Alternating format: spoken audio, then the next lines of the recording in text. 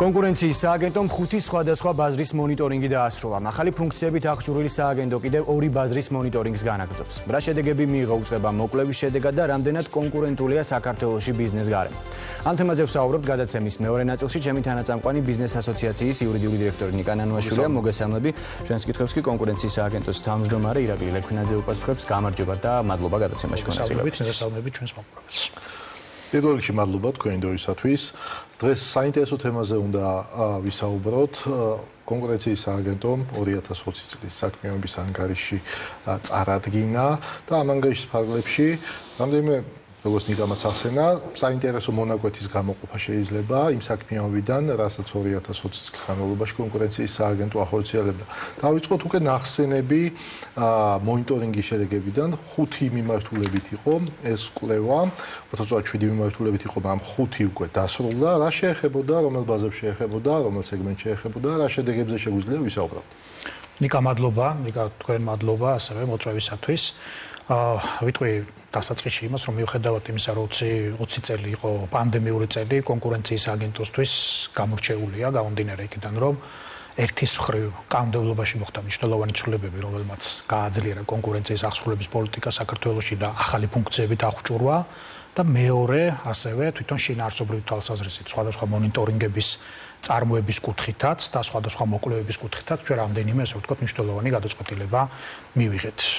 ჩვენ 1 მაისამდე გვაქვს ზოგადად, როდესაც ანგარიში უნდა წარუდგინოთ საზოგადოებას და ასევე პრემიერ-მინისტრს და პარლამენტს ერთის მხრივ ჩვენი საქმიანობის შესახებ და მეორეს მხრივ იმ ბაზრებზე კონკურენციის ვითარების შეფასების თვალსაზრისით, რომლის მონიტორინგსაც ვახორციელებთ. თქვენ სწორად აღნიშნეთ, წლის დასაწყისში 2020 წლის დასაწყისს გულისხმობთ, ჩვენ 7 ბაზრის მონიტორინგს ვახორციელებდით და აქედან 5 დასრულდა 2020 წელს. რატომ დავასრულეთ?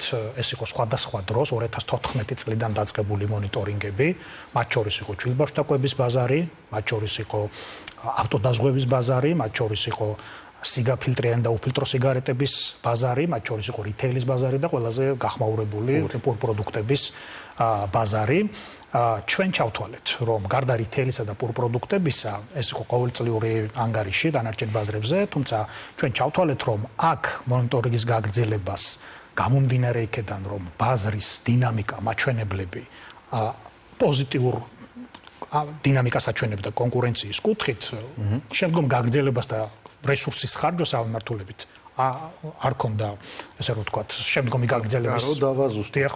ჩვენ შეგვიძლია ეს დასკვნა განვაერთოთ შემდეგნაირად, რომ ბაზარი თავისუფალია, კონკურენცია ამ სექტორებში თავისუფალია, მოთამაშეთა რაოდენობაც საკმარისია და ამ ეტაპისათვის რაიმე რისკია ნიშნები კონკურენციის შეზღუდვისა არ არის. შეგვიძლია ესე კი, შეგვიძლია ესე ვთქვათ, მთავარი მაჩვენებელი, რითაც ჩვენ ვაფასებთ კონკურენციის ხარისხს ბაზარზე, ეს არის კონცენტრაციის ინდექსი. რას ნიშნავს, რომ კონკრეტულ ბაზარზე თუ როგორია მოთამაშეების რაოდენობა, რამდენად თანაბარია ბაზარზე შესვლის ბარიერები და კომპანიების წილობრივი პოზიციონირება ბაზარზე, ასე რომ ვთქვათ, რამდენად არის მეტნაკლებად თანაბრად გადანაწილებული ბევრ კომპანიას შორის და ჩვენ გვაქვს მაჩვენებლები პირობითად თუ ერთი კომპანიის წილი 40%-ზე მაღალია, ითვლება დომინანტად და ყურადღებით ვაკვირდებით, თუ 3 კომპანიას 50%-ზე მეტი აქვს და 5 კომპანიას 80%-ზე მეტი. ანუ მაღალ კონცენტრირებული ბაზარი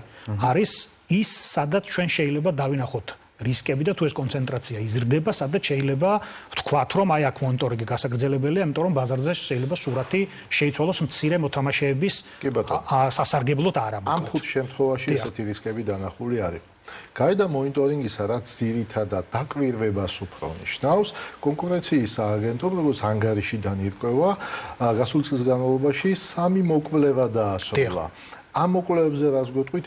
რა ბაზარს იკვლევდით და რა შედეგებით დასრულდა ეს მოკვლევა? კი ბატონო, მანამდე მცირე მაინც დაზუსტებას გავაკეთებ მონიტორინგებთან დაკავშირებით. რითეილის შემთხვევაში კონკრეტულ საკითხზე გვქონდა ჩვენ მოთხოვნა კონკრეტული ბიზნეს ასოციაციიდან და ეს მოკვლევა დავასრულეთ კონკრეტული რეკომენდაციით, სადაც ვთქვით, რომ ის პრობლემატიკა, რომელიც ჩვენ წინაშე იყო დასმული, არ იყო გამოწვეული ბაზარზე ვინმეს დომინანტური მდგომარეობით ან რაღაც არათანაბარი პირობებით და ვთქვით, რომ თუ ეს პრობლემა რჩება პრობლემად, ეს უნდა გადაიჭრას სხვა ტიპის რეგულაციამ. პურ პროდუქტებზე იცით, რომ 2018-ის ივლისიდან დეკემბრის პერიოდი იყო შესაძლებელი და ჩვენ ვთქვით, რომ აქ არასაბაზრო ფაქტორების წილი არ იყო, მთლიანად ეს იყო გამოწვეული საბაზრო ფაქტორებით ფასების ზრდის პროცესი. მოკვლევებს რაც შეეხება, თქვენ სწორად თქვით, ნიკა, ორი პროცესი მიდის ჩვენთან. ერთი არის მონიტორინგი, რომელიც შეიძლება დასრულდეს ისე როგორც დავასრულეთ, ან გავაგრძელოთ და მანამ სანამ ჩავთვლით, რომ ან შემდგომ ეტაპზე გადავიდეთ და ამას ქვია მოკვლევის პროცესი, ან ვთქვათ, რომ აქ არ არის პრობლემა და გავჩერდეთ. და მოკვლევის პროცესი არის უკვე კონკრეტულ ფაქტებზე გამომდინარე შეფასება და ამ კონკრეტული кейსის თავსებადობა კონკურენციის კანონმდებლობასთან. 2020-ის დასაწყისში ჩვენ 6 ესეთი კონკრეტულ кейსზე გვქონდა მოკვლევა უნდა დასრულდეს კონკრეტულ ვადაში. ახალი კანონმდებლობით ეს არის დაახლოებით წელიწადნახევრიანი პერიოდი.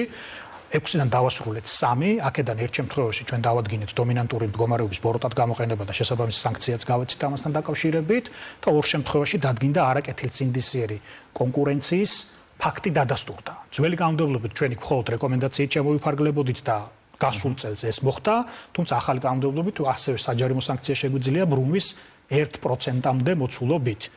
ეხლა ამ მომენტისთვის ჩვენ გვაქვს ორი მოკვლევა, ერთი დავასრულეთ პირველ კვარტალში და სხვა შორის დავადგინეთ შეთანხმებული ქმედება კონკრეტულ ბაზარზე ოპერირებისას და 4 კომპანიაზე გაიცა სანქცია. ერთი მოკვლევა, რომელიც ასევე ეხებოდა არაკეთილსინდისიერი კონკურენციის ფაქტს, პრაქტიკულად იმ კვირაში გამოვაცხადებთ შედეგებს და ერთი 2021 წლის პირველ ნახევარში დასრულდება. ანუ აი ეს ორი მიმართულებით ესე ვართ, ვაგრძელებთ ორი ბაზრის მონიტორინგს, საწვავი, რადგანაც მაღალი საზოგადოებრივი ინტერესი ამ ბაზრის მიმართ და მუდმივად ფასების ზრდის მუდმივად აგრძელებთ უკვე. ანუ მუდმივად ვაგრძელებთ, თუმცა მინდა თამამად და ძალიან ისე ცხადავს თქვა, რომ ბოლო 5 წელიწადში ამ ბაზარზე არის მნიშვნელოვანი გაუმჯობესება კონკურენციის თვალსაზრისით და ამის თქმის საფუძველს მაძლევს ციფრები 2015-დან დღემდე ავტოგასამართის სადგურების რაოდენობა გაზრდილია დაახლოებით 30%-იანი მაჩვენებლით, ასევე 5 ყველაზე მსხვილი კომპანიის წილი დაახლოებით 56%-ია ჯამური და ის ბოლო 5 წელიწადში 61-დან შემცირებული ამაჩვენებლამდე და გაზრდილია მცირე ქსელების რაოდენობრივი მაჩვენებელი და ერთი და იგივე ტიპის საწვავზე ჩვენ დღეს ძალიან ბევრ ბენზინგასამართ სადგურზე ფასების ფართო დიაპაზონს ხედავთ. სხვათა შორის ეს მონაცემები ძალიან კარგად არის ასახული კონკურენციის აგენტოს ანგარიში გრაფიკული ჩარტების მეშვეობით, სადაც ძალიან თვალსაჩინოდ ჩანს და ვფიქრობ, ყველა დაინტერესებულ მხარეს და ადამიანს შეუძლია ეს მონაცემები გადაამოწმოს, მათ შორის ეს თვალსაჩინო ვიზუალური სურათის მეშვეობით. წერთ თქვენ ახსენეთ გასულ წელს კონკურენციის კანონმდებლობაში შესული ცვლილებები, მათ შორის სანქციების ნაწილში, ოდესაც არაკეთილსინდისიერ კონკურენციას ზე საუბრობდით. საინტერესო იქნება თქვენი შეფასება, რა შეიცვალა არსებითად ამ კანონმდებლობაში, რაში დაგეხმარებათ კონკურენციის სააგენტოს, რაში დაეხმარება ეს ცვლილებები და მეორე, აქვე დავამატებდი ამ კითხვას, ანტიდემპინგური ღონისძიებების ადმინისტრირება დაევალა კონკურენციის სააგენტოს, რაც ასევე ძალიან მნიშვნელოვანი ფუნქცია არის. კი ბატონო, მადლობა ამ შეკითხვისთვის, ნიკა. ჩვენს კანონმდებლობაში ცვლილებები და 2014 წელს იქნა დააღდგენილი კონკურენციის სააგენტო როგორც დამოუკიდებელი ერთეული, თუმცა ის კანონმდებლობა ძველი ითვლებოდა გარკვეულ ხარვეზის შემცველად, ეს სუსტი იყო, ესე რომ ვთქვათ, ოპერირებაში კონკურენციის სააგენტო, ეს დაადასტურა ევროკავშირის მიერ მოწვეული ექსპერტების ანალიზმა და შესაბამისად ცვლილებებიც პრაქტიკიდან გამომდინარე, აქედან დაიგეგმა. 4 მთავარი მიმართულება იყო, თქვენ კარგად იცნობთ, ჩართული იყავით აქტიურად ნიკა ამ განხილვების პროცესში. პირველი ეს იყო თვითონ პროცედურული ნორმების დახვეწა და მაგალითად აი პირველი შედეგი რაც შემიძლია გითხრათ არის ის, რომ მონიტორინგის პროცესში თუ კომპანია მოგვაწვდიდა არ მოგვაწვდიდა ინფორმაცია, ჩვენ პრაქტიკულად ბერკეტი არ გვქონდა. მნიშვნელოვნად არის გაუმჯობესებული 4 ნოემბრის შემდეგ ჩვენ ორ ბაზარზე ვაკეთებთ ახლა მონიტორინგს, ფარმაცია, საწვავი, ინფორმაციის მოწოდების ხარისხობრივი მაჩვენებელი. თუმცა მანამდეც ჩვენ ინდივიდუალურად კომუნიკაციით ამას ვაკეთებდით და ყველა კომპანიას მინდა მადლობა გადაუხადო ამ თანამშრომლობისთვის, თუმცა აი ეს ნაწილი სხვა შემთხვევებშიც არის მნიშვნელოვნად გაუმჯობესებული. მეორე მიმართულება ეს იყო სხვა მარეგულირებლებთან უკვე კონკრეტული ცხადად გამიჯნა ფუნქცია მოვალეობების და თუ ადრე საერთოდ არ განვიხილავდით პირობითად მაგალითად დაზღვევის და საბანკო სექტორ შორის არსებულ პრობლემურ кейსებს, დღეს ამის განხილვის შესაძლებლობა გვაქვს. იგივე მაგალითად პირობითად ვამბობ სამშენებლო და ენერგეტიკულ კომპანიას შორის кейსებს საერთოდ არ განვიხილავდით, დღეს ამის განხილვის შესაძლებლობა გვაქვს და ეს кейსები და ერთობლივი ერთიან პრინციპებზე და პრინციპებზე დაყრდნობით ყველა მარეგულირებელი იხელმძღვანელებს იმ საერთო ჩარჩოთი, რომელიც ჩვენ გვაქვს კონკურენციის კანონმდებლობაში.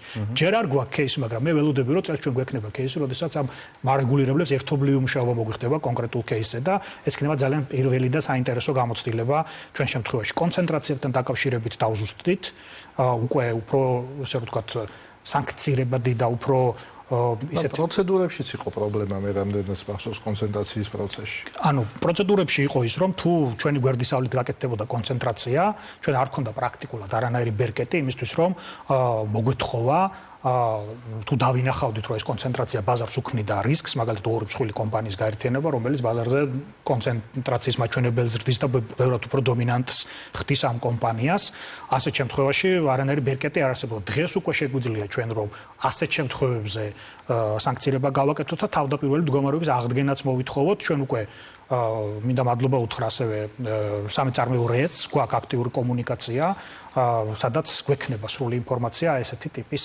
ანუ 4 ნოემბრიდან დღემდე თუ რამე კონცენტრაციები გაკეთებულა ამ საკითხთან დაკავშირებით, თუმცა კომპანია მაგალითად შარშან ერთი კონცენტრაციაზე ქონდა განაცხადი და იქ დადებითი გადაწყვეტილება მივიღეთ და ეს ინფორმირება მაქსიმალური кейსი იყო. კი, თუმცა ის შემთხვევა იყო ბოდიში ნიკა, როდესაც ბაზრის გამსხვილების ნაცვლად პირიქით ბაზრის ასე ვთქვათ დეკონცენტრირება გამოიწვია აღნიშნულმა გადაწყვეტილებამ. რამდენიმე დღის წინ შემოხვდა ინტერნეტში, რომ კონკურენციის აგენტო აპირებს ზეთის გაძვირების მიზეზებზე მუშაობას. თუ არის ეს ინფორმაცია სწორი და სანამ გადავალ ანტენდიგზე გიპასუხებთ, ცოტა არც ორ ინტერპრეტირება მიეცა, იმიტომ რომ ჩვენ არ ვაპირებთ მონიტორინგის დაწყებას და არც დაგვიწყია მონიტორინგი, უბრალოდ ჩვენ გვაქვს შიდა სისტემა, ისეთი და ამას ვაკეთებთ მუდმივად, როდესაც ისეთი ტიპის პროდუქტებზე, სადაც ფასების გარკვეული მეხება ფიქსირდება, ამის წინასწარ შეფასებას ვაკეთებთ, რადგანაც არის მაღალი საზოგადოებრივი ინტერესი და რადგანაც თვლით რომ ეხა ფასების კონტროლი ჩვენი ფუნქცია არ არის არანაირად, მაგრამ ფასების გამომწვევი მიზეზების ანალიზს კი ბატონო უყურებთ